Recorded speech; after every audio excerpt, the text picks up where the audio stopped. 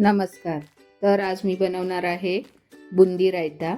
तर त्यासाठी मी ही 1 वाटी म्हणजे 100 ग्राम दही घेतलं आहे. हे दही घट्ट आहे म्हणून मी त्यात 1 वाटी पाणी घातलं आहे, म्हणजे ही छोटी वाटी मी पाणी घालून घेतलं. आता हे दही मी विस्करने विस्क करून घेते. त्यातल्या गुठल्या आहेत त्या पूर्ण काढून टाकायच्या. मस्त असं स्मूथ करून घ्यायचं एकदम. आता त्यामध्ये मी हे 1.5 चमचा पिठी साखर घालते. ही पिठी साखर करून घेतलेली आहे मी. ही 1.5 चमचा पिठी साखर घालून घेतली. आता त्यामध्ये मी हा पाव चमचा मीठ घालते. मीठ घालून झाल्यानंतर आता मी पाव चमचा चाट मसाला घालून घेते. हा चाट मसाला आहे.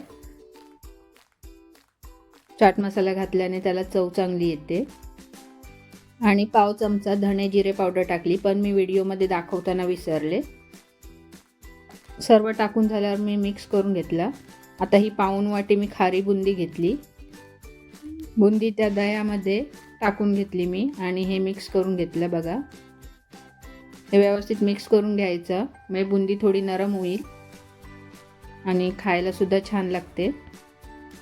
रायता बनवताना दही थंड घ्या, नाहीतर रायता बनवल्यानंतर फ्रीजमध्ये ठेवा. थंड खायला खूप छान लागतं.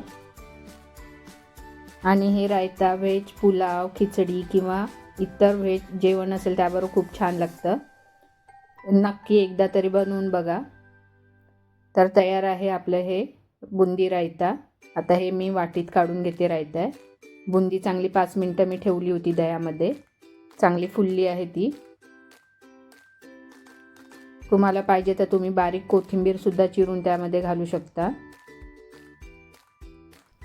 तर तयार आहे आपला बुंदी रायता. तुम्ही नक्की एकदा तरी ही रेसिपी करून बघा आणि मला कमेंट्स करा, लाईक करा, शेअर करा आणि सबस्क्राईब करा. व्हिडिओ पूर्ण बघितल्याबद्दल धन्यवाद.